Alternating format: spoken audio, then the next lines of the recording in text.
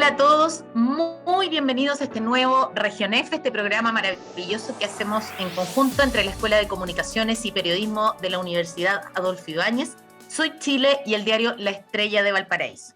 Como siempre tenemos una gran invitada, pero antes siempre saludar a mi co-conductora. ¿Cómo estás, Fabi? Hola Karen, un gusto saludarte en este nuevo Región F. Un frío Región F todavía. Sí, pero nosotras Oye, antes muertas que sencilla, pues las dos bien desabrigadas, muertas de frío, pero ahí con obvio. estilo, con estilo. Bueno, vamos a presentar al tiro a nuestra invitada en honor al tiempo que siempre se nos hace corto. La idea de una democracia feminista es la idea de volver a la raíz de la democracia como participación de los muchos, de las muchas pobres, de las muchas oprimidas, y esta radicalización no puede sino provenir de lo que Rousseau con miedo denominaba el desorden de las mujeres. Estas son palabras que dijo hace ya 4 años en una columna nuestra invitada de hoy, Nicole Darat, justo en momentos en que el movimiento feminista se tomaba las calles de la mano de estudiantes en lo que fue conocido como el Mayo del 2018. Hoy Nicole nos acompaña en Región F. Ella es doctora en filosofía de la Universidad de Valladolid, en España, académica de la Facultad de Artes Liberales de la Universidad Adolfo Ibáñez, autora de libros y artículos académicos vinculados a la raza, al género, a la sexualidad y a la filosofía política. Las líneas de investigación de esta ex militante de Convergencia Social son la filosofía política moderna y contemporánea, particularmente a través de la cooperación social y los modelos de virtud cívica. Pero quizás lo que más define a esta filósofa es la palabra feminista y el análisis de la relación entre la opresión histórica de las mujeres y la democracia. Desde sus conocimientos y sus convicciones vamos a hablar hoy día de muchos temas, del borrador de la nueva constitución, del gobierno feminista de Gabriel Boric y de muchos otros temas con Nicole Darat. Bienvenida, Nicole. Hola, muchas gracias a ambas por la invitación y por la tremenda presentación que me hicieron. No, más que merecida. Nico, abro yo los fuegos hoy día. Y como te comentaba la Karen, está el tema de la Convención Constitucional, de este borrador de cerca de 500 artículos aprobados que ya comienza a circular, y que ahora está siendo trabajado, ¿verdad?, por la Comisión de Armonización. Y hace un tiempo atrás, en una entrevista que tuviste al diario La Tercera, mencionabas la necesidad de avanzar como sociedad hacia un Estado que efectivamente garantice mayores niveles, perdón, de participación femenina en la toma de decisiones.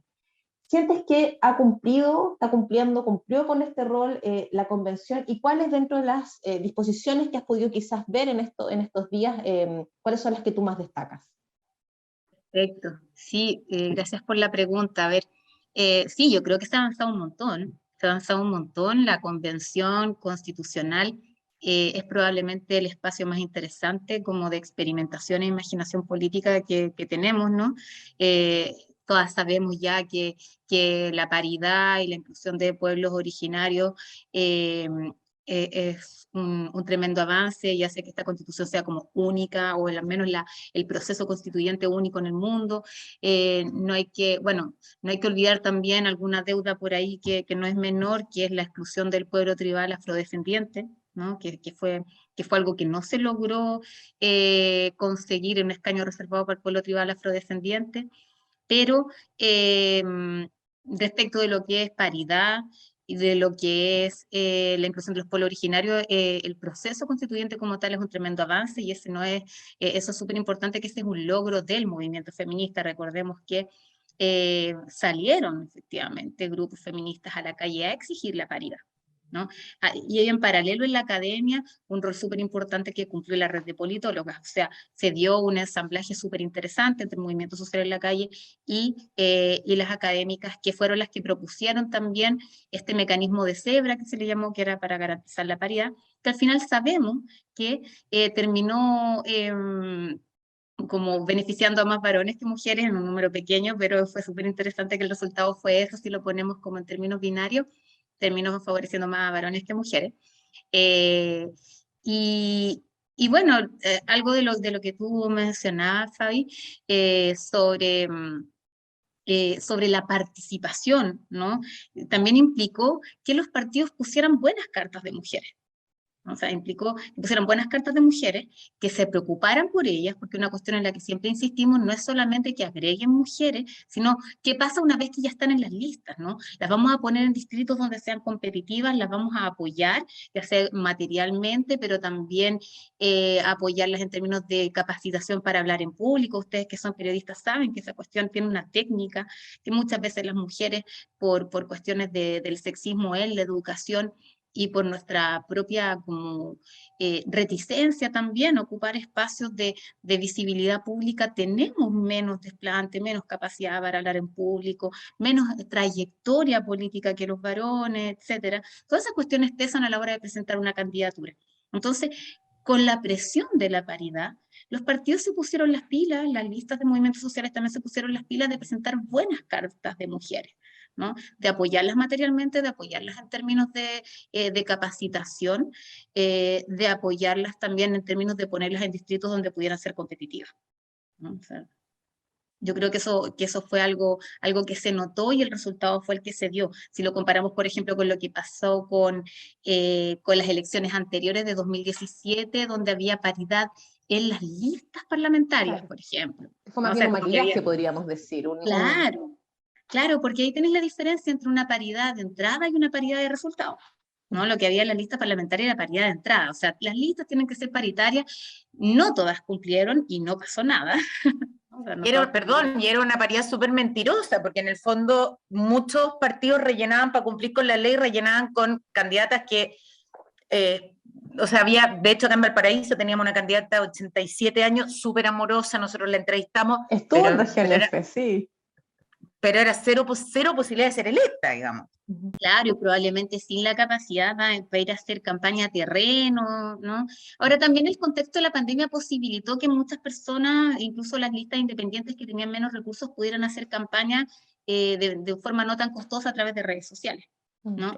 Pero incluso eso, hacer una buena campaña por redes sociales requiere un saber, ¿no? O sea, saber en términos de cómo hacer afiches, de saber cómo se comportan los algoritmos de las redes sociales y un montón de cuestiones que las listas y los partidos tienen que poner a disposición de sus candidatas. Es verdad lo que tú dices, Karen, sobre lo que pasó en la de diputación en 2017. O sea, eh, había candidatas que estaban de relleno, que no tenían ningún apoyo, que tampoco estaban priorizadas en las listas. Sabemos que cuando la gente no conoce a los candidatos y las candidatas, vota porque aparece primero en la lista digamos, del grupo político, de la coalición política con la que siente más afinidad. Entonces, a veces uno piensa que no es tan relevante, pero la posición que tengan en la lista también es relevante, y eso es algo que también se ganó en la constituyente, que las listas en este esquema de cebras fueran encabezadas por mujeres.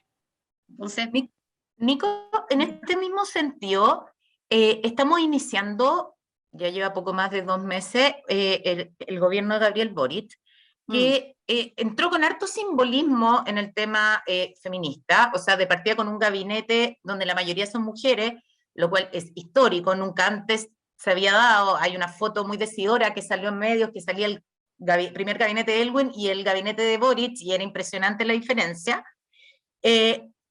Otros simbolismos como instalar el Ministerio de la Mujer y la Equidad de Género en el comité político. ¿Cómo evalúas tú esas señales y si lo ves solamente como símbolos o como un cambio más estructural? ya, como evaluar las señales, yo creo que como señales son súper potentes, ¿no? O sea, ya poner, como tú bien decías, al Ministerio de la Mujer y Equidad de Género en el comité político es un tremendo avance. Además, en una feminista como ministra de la Mujer, una feminista con una trayectoria reconocida dentro de los feminismos, creo que era como también una buena señal para el movimiento feminista y de mujeres, ¿no? No solo eso, sino que además tener otra feminista destacada como la Luna Folegati en el segundo piso como asesora directa de él, y asesoras feministas en todos los ministerios, no solamente en el segundo piso, sino que en todos los ministerios había asesoras feministas. Tenemos de nuevo la paridad, algo que vuelve, que nos recuerda el mejor momento de Bachelet 1, con este gabinete que era paritario, ¿no? Que duró poco, sí, la paridad, porque claro, los vientos, digamos, de la contingencia forzaron un giro hacia las caras más tradicionales de la concertación. Vamos a ver qué va a pasar acá también, ¿no? O sea, la política real también pone a prueba estos simbolismos, y en los últimos días hemos ido viendo también cómo eso se pone a prueba. Creo que hay cuestiones importantes. Creo que lo sustantivo de aquello todavía está por verse. Creo que el gesto fue importante, sobre todo si pensamos, por ejemplo, centrémonos, por ejemplo, en el Ministerio de la Mujer y la Equidad de Género. Cómo se abarca la pluralidad de mujeres. O sea, estamos igual un poco al debe de incluir a mujeres trans, por ejemplo, en el ministerio en lugares más visibles, pero tenemos una mujer que es activista, conocida, profesional, digamos, de clase media, destacada como activista feminista, como ministra y como subsecretaria, una mujer dirigente sindical de las trabajadoras de casa particular también, que también tiene un discurso sobre el rol de las mujeres y los trabajos de cuidado remunerados y no remunerados, sobre el cuestionamiento del concepto de la familia, etcétera. O sea, ambas mujeres súper distintas que cubren un espectro muy interesante para repensar qué significa ser mujeres, o volver a preguntarnos qué es lo que se entiende por mujer cuando nombramos a las mujeres. Hay deudas, pero tengo amigas. Tocabas, Nico, tocabas, Nico, un tema súper interesante. Bueno, dentro del articulado, volviendo al tema de la Convención Constitucional, se destaca que el Estado debe pretender, ¿verdad?, la paridad en todos los organismos que tengan representación popular y funciones administrativas. El mismo gobierno, como decía Karen en su pregunta y con tu respuesta también, ha dado señales, simbolismos súper potentes en la línea de la paridad, pero tú nombraste una deuda que también es histórica. Entonces te quiero preguntar, ¿cómo se integra esto? No solamente desde la paridad, pensando en términos súper binarios finalmente también, de hombre y mujer, porque cuando hablamos de la lista Zebra, estamos pensando principalmente todavía en términos que son súper binarios. ¿Qué pasa en torno a un modelo que busque el respeto y representación también, no solamente femenina, sino que también de las disidencias, también de las otras formas de entender lo que significa ser humano final? Sí, bueno, ese es un punto súper importante. Por ejemplo, para la Convención Constitucional se presentaron 2 candidatas mujeres trans. Ninguna de las 2 salió electa, ¿no? Una iba por nuestro distrito 7, la Constanza Valdés, no salió electa. Después, igual que la Emilia Schneider por el distrito 10, se volvieron a presentar como diputadas. La Emilia Schneider sí salió electa, la Constanza no. Ambas eran del mismo partido, entonces tampoco podemos decir que se debe estrictamente como a cuestiones del partido, que si salió electa o no. Ambas eran del Partido Común. Probablemente se debe a distintas cuestiones, al electorado, cuán competitiva era la lista en general, el subpacto sobre todo, ¿no? Hay múltiples factores.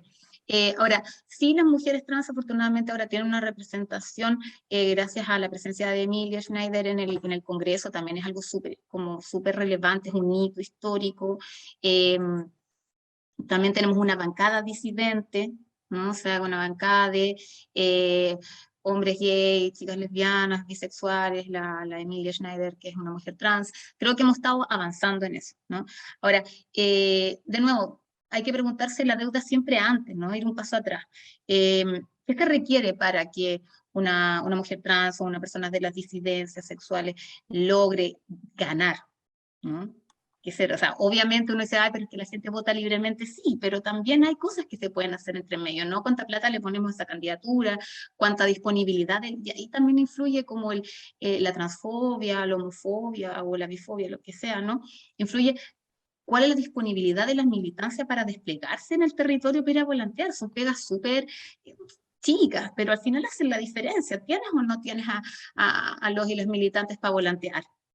O ponéis las lucas para pagarle a gente que volantee si no tenías las militantes ahí volanteando. O sea, son cuestiones materiales que hacen la diferencia en términos como del despliegue territorial.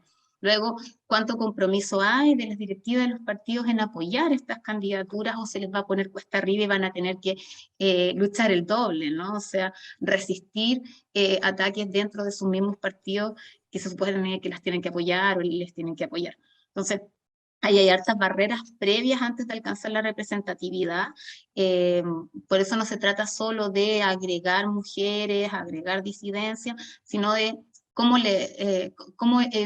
vamos eliminando o cómo vamos aplanando un poco, igualando el camino previo a llegar al escaño en este caso. Otra cosa son, por ejemplo, lo que pasa con los ministerios, no sé, lo que me preguntaba la Karen antes, que no son cargos de elección popular. Yo creo que los cargos de elección popular, y aquí estoy un poco pensando en algo que hace ya varios años escribía Alejandra Castillo a propósito de filósofa feminista chilena, a propósito del gabinete paritario de Bachelet 1, o sea, una reflexión antigua, pero que se puede aplicar ahora, que es la cuestión de la diferencia entre la paridad en un gabinete ministerial, porque uno se pregunta qué mujeres son las que llegan a los gabinetes ministeriales, que son mujeres de clase media, con educación superior, ¿no? Haciendo ahí también el contrapunto interesante que es Luz Vidal.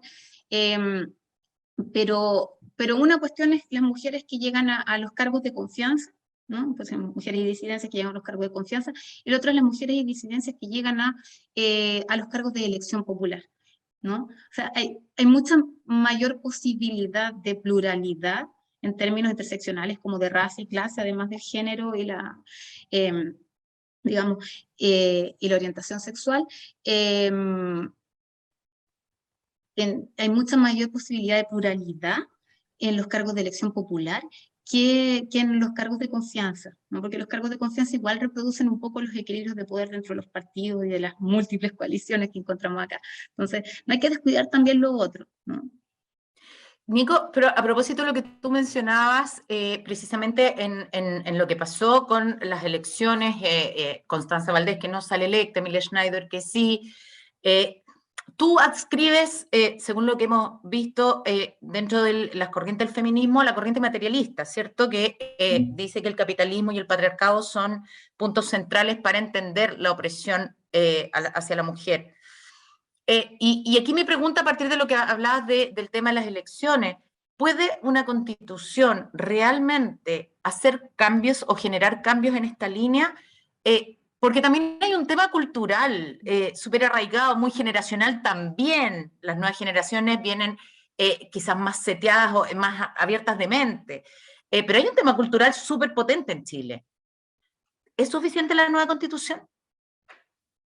No, por supuesto que no es suficiente, no es suficiente. Pero si pensamos en cómo se produce este proceso constituyente, que se produce a partir, sabemos, de un periodo de alta conflictividad, que fue la revuelta del 2019, que se logra más o menos con sus matices, por supuesto no toda la gente quedó contenta, pero se logra procesar y encauzar institucionalmente a través de la Asamblea Constituyente, con paridad que discutíamos, con escaños reservados para pueblos originarios, con alta participación de independientes. Eh, Tenemos, yo diría, un proceso que cumple estándares democráticos bastante exigentes. O sea, incluso para los estándares democráticos bastante exigentes, podemos decir que es una constitución democrática. Eh, y que además los y las constituyentes escucharon un montón de asociaciones, ONG, agrupaciones informales, personas naturales, académicos, académicas, a todo el mundo. Además de la forma en que se produjo la representación, hubo procesos de escucha, ¿no? Además hubo procesos de iniciativa popular de norma. Entonces, creo que es un proceso constituyente que se ha irradiado, digamos, bastante en la sociedad. Por supuesto que hay partes de la sociedad que probablemente no están enteradas y que no están muy arriba del caballo del proceso, pero ha sido un proceso bastante expandido, yo diría, como en la sociedad. Ha permitido y abierto espacios de participación política que antes no se había abierto. Yo estoy hablando solo del proceso, digamos, de la cuestión de cómo se gestaron estas normas y no todavía el contenido de las mismas, que en el contenido también hay cuestiones interesantes. Yo creo que a partir de eso el proceso permitió, de nuevo lo que les decía, como estos ejercicios de imaginación política y de formas de participación que no se habían dado antes.